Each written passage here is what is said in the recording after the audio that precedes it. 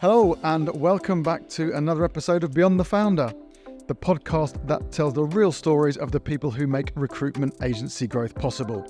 I go straight to the source to discover the impact of great strategic partnerships between founders and their leadership teams and uncover why bringing in the right leadership team is crucial for the founder to build the business they want.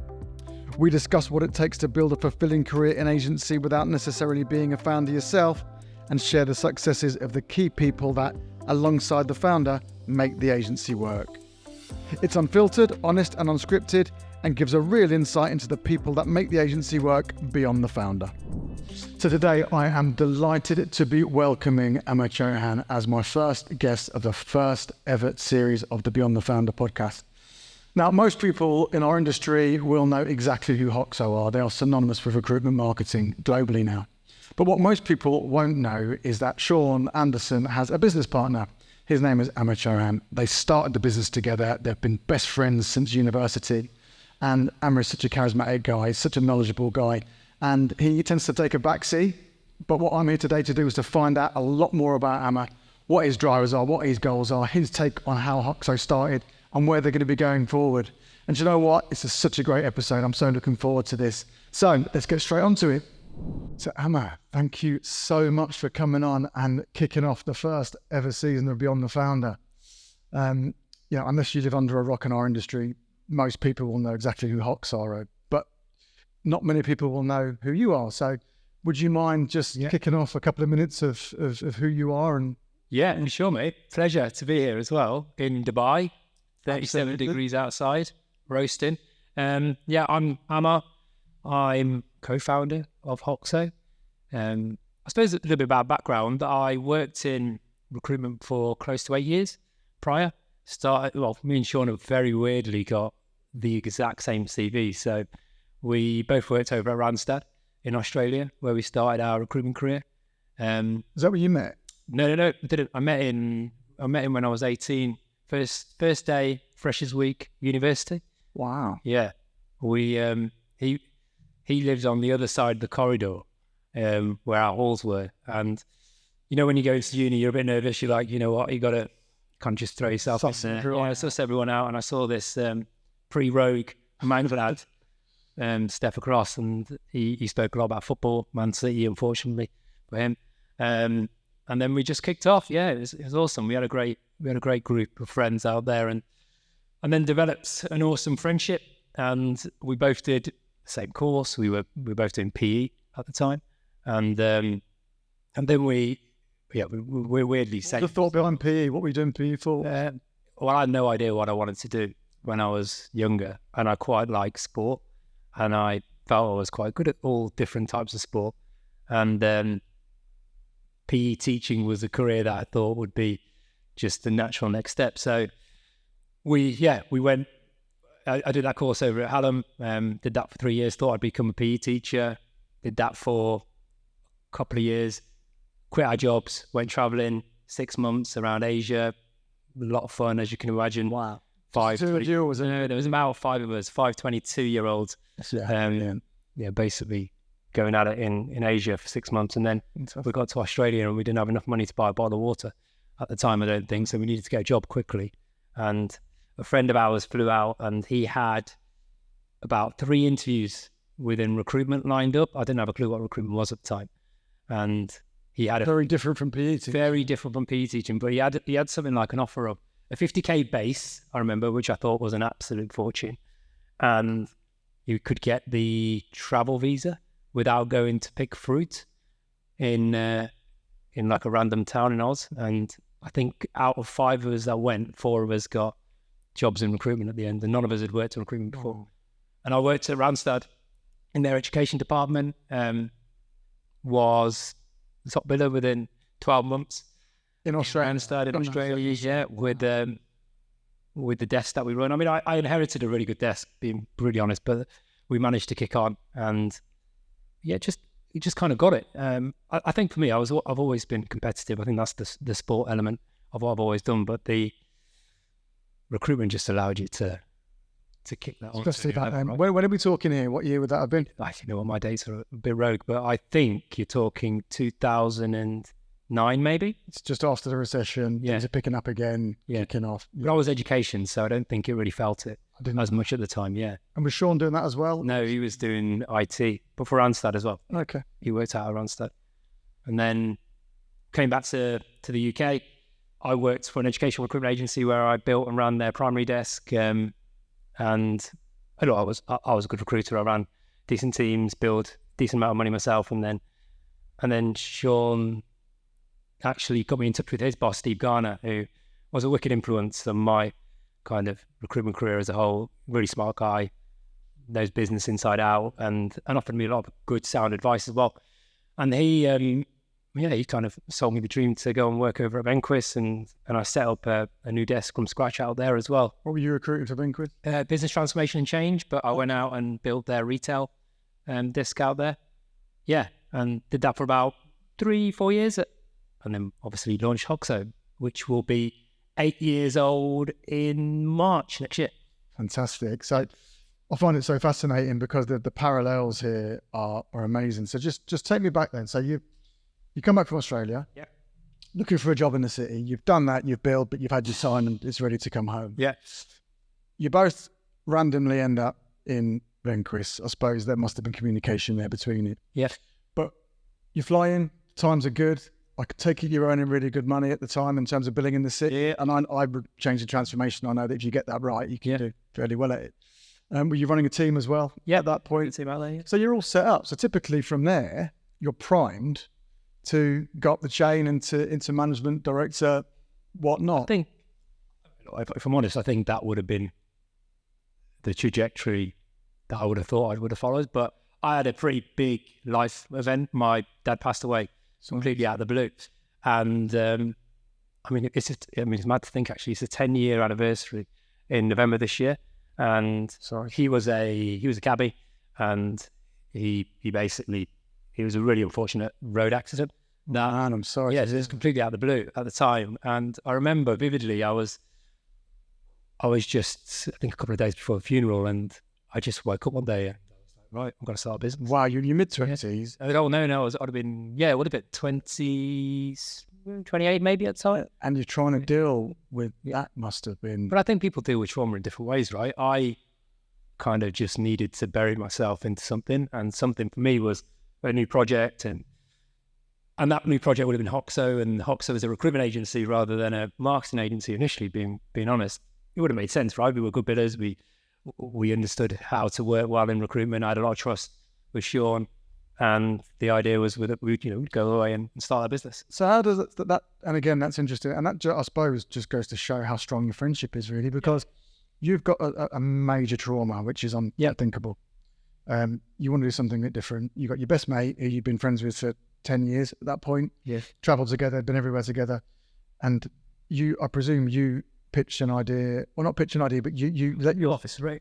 How's it weird? Because I think my memory of that period of life is just vague in general, right? It was completely out of the blue, so it was a complete shock. And the first person that saw me when I got the call off my brother at work was Sean, and he had a really clear idea that something horrific had happened.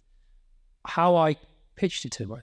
Well, the pitch is maybe the wrong word, but how does that conversation come about? I think I just picked up the phone and was like, mate, I've got to do something bigger. Something's got to be, something good's got to come out of this. And I had no idea what that business was going to be, but I was like, look, I'm going to be doing a business, and you're going to do it with me. And I think he went down that route. And I've got so much trust with Sean, and we built, and I think that's probably our number one ingredient. Like, I trust him with everything, and I'm sure he does with me. We may be pissed off with each other. We may have arguments. We may not see the same line in terms of where we're going around certain things. Not that often, but it may happen occasionally. But under everything, I can implicitly trust him, and he can with me. So he was on board straight away. Again, he's an aspirational guy. Me and him, back in the days when we were in Sheffield and we were teachers, we'd be sat there in the back garden. We got 6 weeks off with very little money, and we'd just be pitching like business ideas at the time. And that's when we were 21 years old. How long did you actually teach for then before you went to a thing? I did about a year and a half, I think. Yeah, year and a half. Yeah. But obviously, from what you're describing there, you've got entrepreneurial streak because you're talking about pitching ideas in the 6-week holidays to do whatever. And that might be, if you wanted to earn extra cash, you'd go and do it, whatever. But you obviously had more in you than you wanted to achieve. Instead, I think, we're young lads who just wanted to earn money more than anything else. But if I'm honest, I think if we knew about recruitment back then, we would have just jumped at that. And that would have been a good way of throwing ourselves, making money, being competitive in certain ways, enjoying life. But I don't know, we had a lot of time with holidays and we just wanted to think of ways of making money. I remember we came up with an idea about becoming male nannies at the time, over the 6 weeks holiday. But we think about all these ideas, but by the time the ideas would come to fruition, you have to go back to work, to school. Yeah, so you just kind of died indefinitely. Yeah. So you're exciting for a little while, but you kind of get it off the ground. And so Hoxo then was originally a recruitment agency. Yeah, it was dead set. I remember we were even close to the point that we were ready to launch. Into what sector? We probably would have stayed within change. And I would have absolutely kept my covenants. We wouldn't have gone anywhere near our clients. I think that's part of the reason why Hoxo was born, because when we were thinking about it, we were like, look, you've got LinkedIn, this platform was changing somewhat. We were very much into that kind of micro-influencer Instagram world and how people were effectively building their brand, building connections, building followers, providing value to followers, and then monetizing followers. And we thought, you know what, why can't recruiters do something similar in a way? And often you sit on thousands of connections. And at the time, we didn't have massive amounts, but I must have had about 2,000 connections in the transformation space. I wasn't working with 2,000 people. So the idea was, right, we'll work in recruitment. We won't touch our old clients, but we'll just produce content. We'll make them know that we're there. And then actually once 9 months, 12 months and covenants passes, we haven't gone anywhere. We've always felt like, you're there. And I think the more Sean's like, when he starts talking to you about an idea and selling you an idea, he gets really passionate about it. And he's a good salesman. So his first big sell was probably on me. You both are, in fairness, and this is something that I want to get onto after. Yeah. But Sean does what he does very, very well, but so do you. Yeah. And I know as a client of Hoxo, you've been phenomenal for me. I think that's well publicised everywhere. But I think the driving force behind a lot of it is yourself. And I want to come on to that. But so you've got both, what I'm getting at is you're both big personalities. Yeah. It's not just one. So bringing that together. Yeah. He sold you the idea to change to a marketing concept. Yeah. At the time, who else was doing that on LinkedIn? Was there anyone else for the recruitment industry? No one. Not that I can think of in our capacity, no. It was not. I can't think of a single business at the time when we were doing research, and we were researching, but we were researching a lot of businesses that were outside of recruitment. They were the ones that were, like Stephen Bartlett's and Social Chain and Go Agency and businesses like that were the ones that we were taking inspiration from at the time. I can't think of any. There could have been, for sure, but I can't think of any. I suppose LinkedIn was exploding as well at the time. It was such a powerful, and it's getting stronger and stronger. If you think, the last 7 years has gone from 50 million users to over a billion. Yeah. And if you think about the social element of LinkedIn, it used to be a glorified job board, let's be honest. Yeah. Back in the day. Now people are personalities on there. I've met probably 4 or 5 of our clients who I've never seen before. And you feel like you know them, and that's powerful. Yeah, it's massively powerful. And what staggers me about that is that only 1% of people are still using it to benefit in terms of business development. Yeah. And posting and whatnot. So the market is absolutely phenomenal. But just going back there, so you've sold each other the idea of the business. Yeah. Then Sean sold you the idea of let's make it a marketing agency. Yeah. How do you then define who does what and how that's going to work going forward?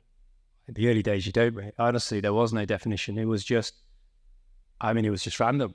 He naturally kind of fell into selling, but I think both of us were selling at the time. Naturally did a bit of delivery at the time. I naturally fell into a bit more of like the financial side of things, and then I just had a bit more of an interest. I quite like a spreadsheet. So I think I just naturally fell into that and the money side of it. But at the beginning, there was no natural roles at all. And then it's funny, actually, we met with my cousin, who is a chap who, I don't know, does something in business. He's got like a business consultancy agency, I think. And I remember we met with him in the Regis, and he was like, "Look, you got to define roles here. You're both just running around in the same thing. You're not going to, if you want to grow and develop this business, someone has to kind of do something here, someone has to do something there." And I think at that point we started thinking a bit more seriously about who's doing what. I remember we had a third guy as well who was quite pivotal within the marketing operations side of it. So he kind of initially, after that chat, it kind of went Sean sales, me, a bit more like back-end operations, and Mark with marketing operations. But again, if I'm being honest, we were all jumping around doing a bit of everything. I kind of remember just videos randomly. Yeah. That's the one that first came to my attention, is there's these guys with this brand, and they're going around videos in London, and it was, at the time, you didn't see much of that. Well, you didn't see any of it. They didn't see any of it at all. So it was like, oh, okay, what's this? Yeah. I remember thinking, bloody hell, they're brave, you know. Yeah. But it worked. And we caught the attention. Got a lot of messages from the WhatsApp groups, friendship groups, business colleagues. Yeah, you have thick skin is what you needed. But so what was the plan then? So did you have obviously you're starting to define roles, where did you see it going, or where did you want it to go? I think back then, I don't know, we loved, if I'm honest, I thought growth was headcount, offices, global, international, top line revenue, like that. That was what I was really kind of thrown into. We were in some incubators with Google at the time. It was like really blue sky thinking in terms of when we were thinking about growth and what it looked like.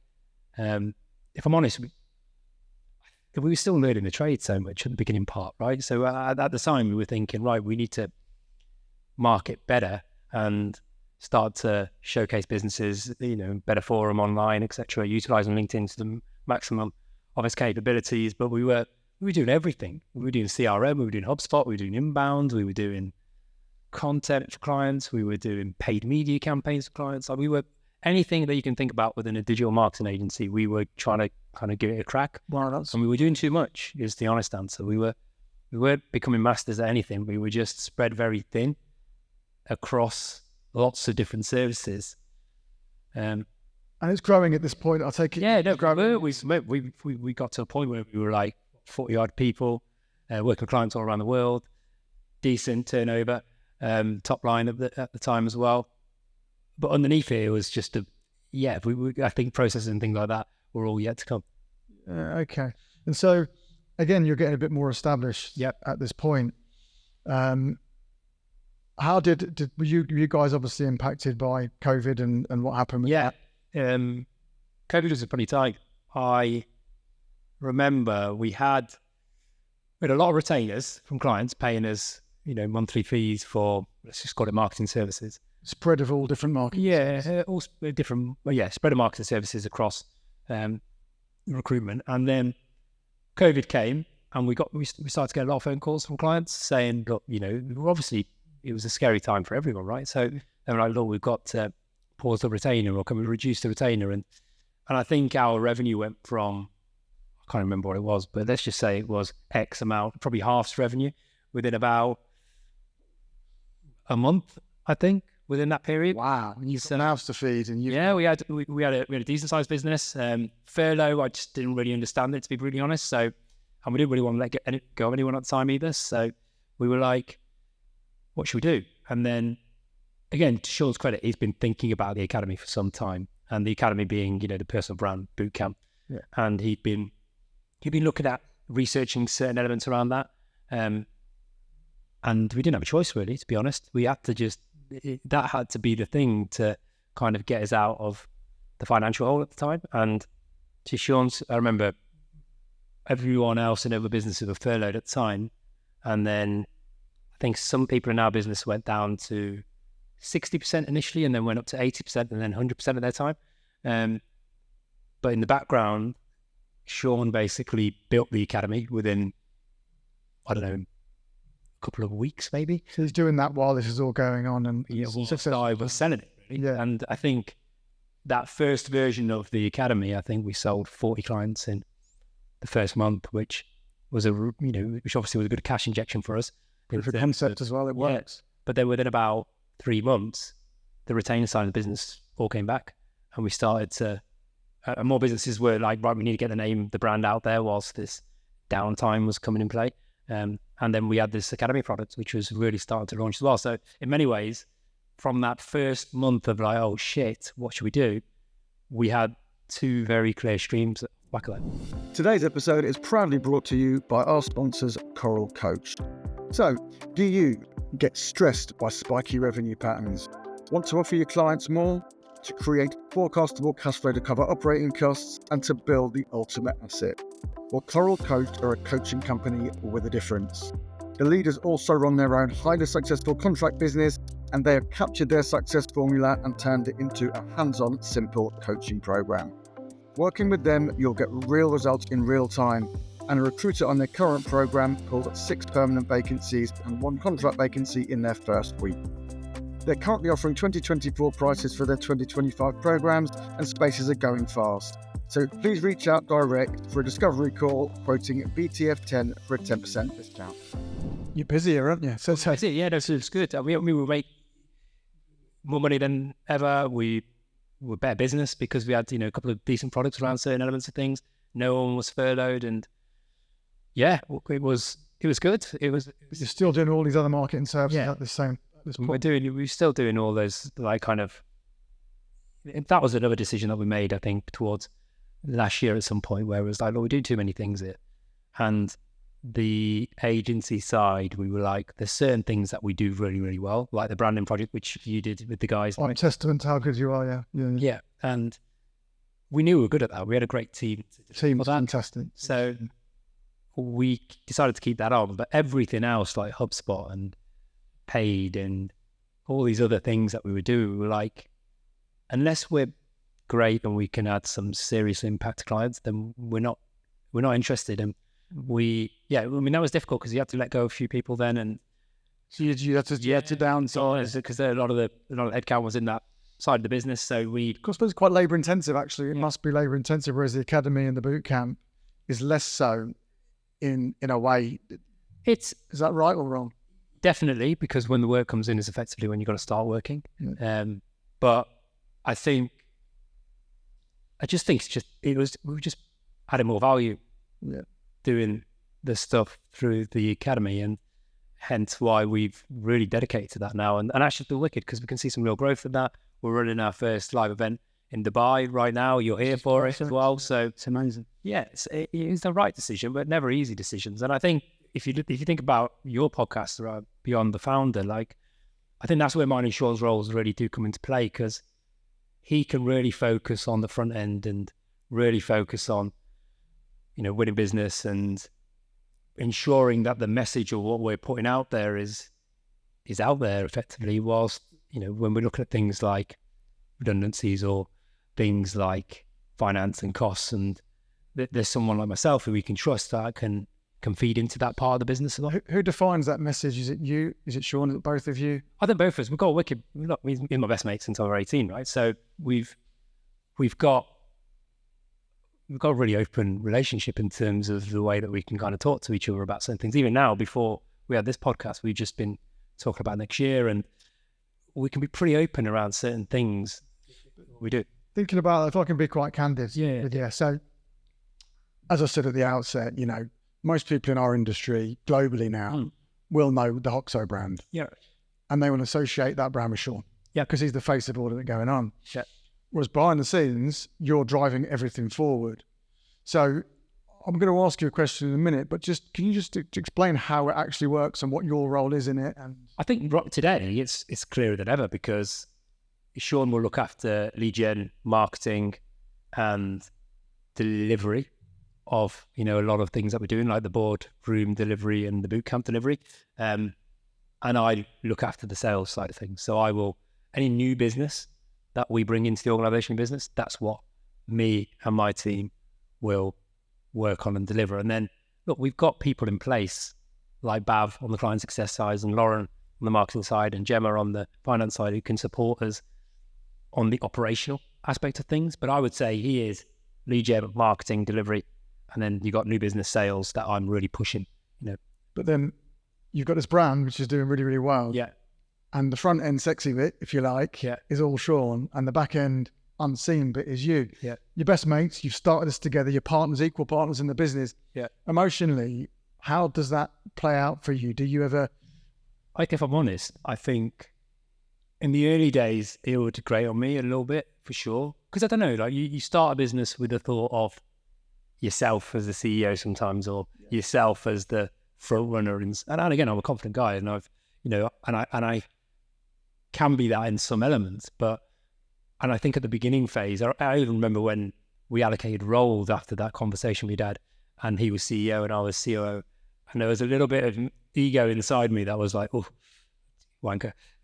But absolutely. That's what I'm getting. There's a little bit of that was there, but I think the reason why it works is I think I'm pretty balanced. I think I do a fair bit of work on myself where I understand where things are more from ego and where things are coming from what I'm actually thinking and wanting as well. How do you do that? How do you do that work? I've invested lots of money in things like coaching. My mum's a big influence in my life, who's also been such a, holistic person, let's just say. So I think I've always had that ingrained in me in some way. And I just think also having open conversations around certain things as well. I think the older we've got in business, the easier it has become as well. Like, I think today, I know my value and I know his value. And I think we can counterbalance each other a little bit that way.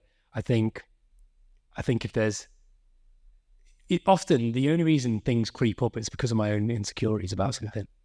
That's all it is. My own fear is my own insecurities about certain elements of things, and actually that's a challenge that you can work on, that you can make better. Like, even now, if you think about, I don't know, let's just talk about content, for instance, right? Yeah. Content's something that Sean is very comfortable with. Me, less so, but I think it's probably because there's a little bit of fear in myself that's holding me back. Because you know it, right? You create it together. Yeah, of course. I know the information. I know how to do things. Even this podcast, for instance, when I first sat down, I'm a bit nervous, but once you get into it, you get into it. I just think, and I say this to people when I'm selling as well, like, fear is one thing, but growth comes from being uncomfortable. And I need to probably do elements a little bit more as well. And I think, over the next 12 months, that's something I probably will lean into a bit more so. But I digress a little bit here. The question was around... No, it's fine. You're answering it, because what I'm getting at is, you're such an eloquent guy. You speak really, really well, exceptionally knowledgeable. Very different to Sean in that he doesn't plan on strategy, he just says as it is. Whereas, correct me if I'm wrong, but you seem much more structured, much more... You know what? Yeah, probably. But I think we're pretty alike in terms of the planning side of things. I think we are quite... I think I probably think about things, if I'm honest. I'm probably a bit more of an overthinking mind, whereas he will be just honest and open. Like, it just goes really... And that's actually really charming from his side, I think. I think I can be quite...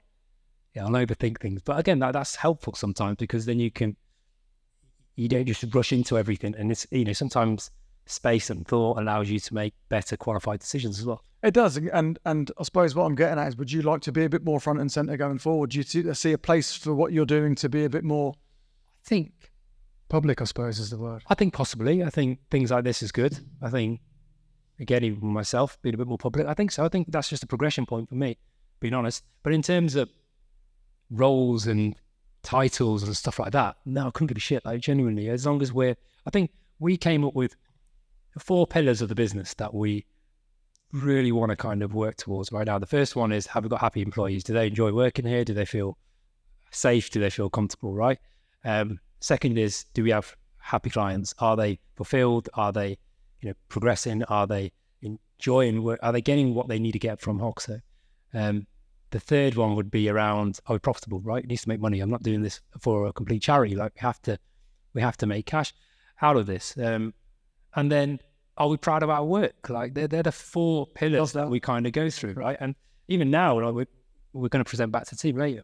Like, are we on track on those 4 areas of our work? And that's what I measure myself with now, rather than, am I getting, the gratitude that I need from other people out there, because I can't please everyone. And I don't. I think, again, little bits of ego can flare up, but I think as a whole, no, I'm all good, mate. I think. And it's funny you say it, because you look at talking them 4 pillars, and I can only talk from experience, but even being here now and the Hoxo boardroom, you've got 25 plus business owners, but you've also got 12, 13 of your team out here. Yeah. I've got my wife and child. Your wife and child, Sean's wife and child are coming out, and you're sitting out there, all of you together, and everyone's got a beaming smile on their face. They're all really happy to be here, and I think those values are really, really important. It does filter down through to your clients and other people you're working with. So I think that's really important. Yes. And that takes over the ego side of it. Yeah, it does. I mean, I imagine other people feel it as well, right? There's people who've got, similar setups and similar ways. I just think, yeah. And the staff, I mean, the staff are all right, but everyone knows their position. Everyone knows what they've got to do. It's all set. Best place to ever been in terms of that, right? Not perfect, but yeah, best place to ever been that way. So what is the plan then? I mean, World domination, mate. Yeah. Take over the world. No, I don't know. But I'd say the plan is to stay true to those 4 pillars. I think that's my biggest thing. I think I've definitely got caught up in the past where I'm just like, right, I want to be the biggest, best organization in the world. I don't think I'm, those things don't naturally mean anything, to me in that way anymore. I think I just want to keep fulfilling those 4 areas. I think there's so much opportunity in this sector. If I look across the board, and look, I know recruitment really, really well. I was a good recruiter. I ran good teams, and I understand. I speak to people every single day, so I'll get a really clear idea of what this sector is doing. I think there's so much more that individuals can do today in terms of letting go of their own fear and starting to build some real brand equity, because I've seen what it's done for not just my business, but for clients as well. Take yourself, right? I was just saying to you earlier off camera that, 12 months ago, you'd be sitting here doing podcasts in Dubai, like it's unheard of, right? Never. Well, and it's interesting you've used that word fear. Yeah. And I remember we were sat at a boardroom event a couple of months ago in Birmingham, and Sean was there, and we were talking around cold calling versus posting on LinkedIn. Yeah. And there was a room of 15 of us, and I said, I think people would much prefer to cold call than write a LinkedIn post. Because you cold call, you can put the phone down, you're not looking at someone, it's safe. Safe, yeah. And you can get rejected. It's a totally different type of rejection, was when you put something out there publicly, everyone can see it. And you do not know what's coming back, and you can't control what's coming back. And you can't even argue. I mean, I used to take it so personally when someone would put a comment. Yeah. And the problem with a comment is someone could mean it totally different to how you're reading it. Yeah, of course. And so it's all fear. I get it. Off the missus sometimes, she sends me a message saying, okay. I'm like, just okay? What have I done wrong? Like, it's just like them, just okay. But it's an overthinking. But what you do, what Hoxo does really, really well, is it teaches you how to manage that and balance that. And when you do get over it, and this is what you do exceptionally well, as you said, if you could told me 10 months ago, I'd be sitting there having launched a brand new brand, doing a podcast in Dubai, I would have thought you were mad. But the only thing that was holding me back was that fear. So yes, the knowledge is really important, but it's getting yourself out of that comfort zone. And I don't care whether you've got a 500 person business or you've got a 1 person, everyone has that imposter syndrome. Everyone's got that same fear. But I think I think what's changing in the industry a little bit is the reason why people will feel safer doing cold calling than doing, let's say, LinkedIn branding or, personal branding and generating money through that avenue is because I think the perceived value isn't quite there either. I think if you personally have not sat there and made money from, content and posting, etc., then your perceived value goes into those trusted activities that you've always done. But that's not working as well right now. And it's like, actually, then you've got to start opening up other ideas and other ways to innovate. And I think, we see it every day. Yeah, what's worked, what I've found is you still have to do that cold calling. I mean, I cold call every day. My business is built on cold calling. But now when I'm cold calling, people know who I am. Well, it's warm, really, isn't it? It's warm. It's a warm call. Or you message them or you warm call. And that's the difference. And breaking through that barrier has been really important. And you say world domination, right? You're at that kind of point now, aren't you? You've got 15 heads. Yeah, 15 heads. Yeah. Doing well. I don't think we've scratched the surface. You have it. I don't think we've got that. Again, there's definitely more that we want to be doing within the boot camp, and I want to be working with more businesses. I think, there's so many businesses in the world right now that we can help, and I think that will be one. I think the boardroom has only come to life this year. We've got 40 members, I think, so far across the boardroom. We want to work with 100 of the best brands, best individuals out there, and spend some really quality time to really dive into how we can grow their businesses. And that's really exciting because it's evolved massive. Yeah, and it's such a great group of people who are leaning on each other as well. And so I think for me, that wants to keep going. And who knows? I mean, we're always thinking about innovation in this space. We're always thinking of new ideas and new ways to be able to help. We're fortunate because we've got such an amazing audience, right? And if we can help them in some way, then we'll be the first to put that out there. Or Sean will. But you're a family man. Yeah, exactly. Yeah. Unless you decide to. But you strike me very much, and Sean does as well, and that as very much family people. Yeah. So you created a really nice lifestyle business that can grow as you need it to grow, but manageable and controllable. Yeah. And last week I was speaking to the founder of a 500 strong business, and he was saying that maybe he had spent 15 years without, and admit he could never get that time back, and he had still had the imposter syndrome, still had all that. Yeah. And then I'm speaking to people who are solopreneurs, and they're not earning the money maybe, but they are really comfortable and happy. So it's about what you really want and what your why is. Yeah. And so what I've always felt of you guys is you're very much, your family comes first. Yeah. That's what's important. And that also, I suppose, feeds into the values of, when you said your 4 values, they were about making sure your clients were okay and your staff are okay. Yeah. It all feeds into that narrative of the priority and your values come first. Profit, you need to make your money. Yeah. But again, I think profit naturally comes off the back of it, to be honest. If you got happy clients and you got happy staff, and you got a good product, then that will naturally fall off the back. A lot of family is important, really important. I think there's definitely still aspiration and wanting to deliver a great service to clients. There's still more here. Like, again, we're approaching, like I said, 8 years in February. I think we made decent impact. It's incredible, that. Yeah, it's amazing. But the beauty is we're not sitting here going, well, that's it. Like, this for us is just, in many ways, just getting started on this part of the journey. And I think there's a lot to do. I can't give you a definitive answer. I don't think me and Sean are strategic enough to sit there and say, this is what we want to be doing, this is what we want to be doing. But I think we'll definitely shape that. And we're working with some great people to help us get there as well. And it's exciting. And that's what I was trying to get at. I probably didn't explain it very well, is that I can see you've both got this burning ambition and you want to do more, but at the same, it's balancing that off between making sure the family's looked after, making sure your people and your clients are looked after. Yeah. And you seem to be striking a really good balance with that. And I, for one, will be so interested in to see how it all plays out, because I think there's so much more. The innovation and the creation that you're doing is incredible. Yeah. And again, it's playing to people's strengths, right? I think Sean's got a lot of credit there to actually, he's a great thinker. He's got great ideas. You work with him personally, even with stuff on your own brand and things. He thinks about what you can do from a branding position in a really, intellectual way, and he can apply that in a really powerful way as well. So I think, playing to strengths across individuals and business is also going to be key, mate. And how does the most important part of the whole conversation, how does the Liverpool-Man City dynamic work? Because you wouldn't have seen that coming 10 years ago, would you? 115 charges is all I've got to say about that. Come on, City go down. It's got good fun, mate. Do you know what? It's actually funny because, as I said, 10 years ago, you wouldn't have thought that, but you've actually had an intense period of rivalry at the right time, haven't you? Yeah. Not a good. Well, we haven't come on top of that one, have we? So. Nearly. So close. It's the money side of it, mate. I'm a Liverpool fan, as you know myself. So I've really enjoyed this conversation. And I want to finish off. I always finish off with a question. And take this as your one, and it doesn't have to be commercial, it could be any answer. But what's one thing that you wish you'd have known sooner? I would say not take things so serious all the time. I think when you are a bit more of an overthinker, you can come across a little serious in terms of how you're doing stuff. Like, just, I think, lightness and enjoyment in terms of how you, and I'd say in all elements of life, really, not just in business. We're only here once, right? So just enjoy it. And I think for me, there's been times even with Hoxo where you feel stress and you feel weight to stress.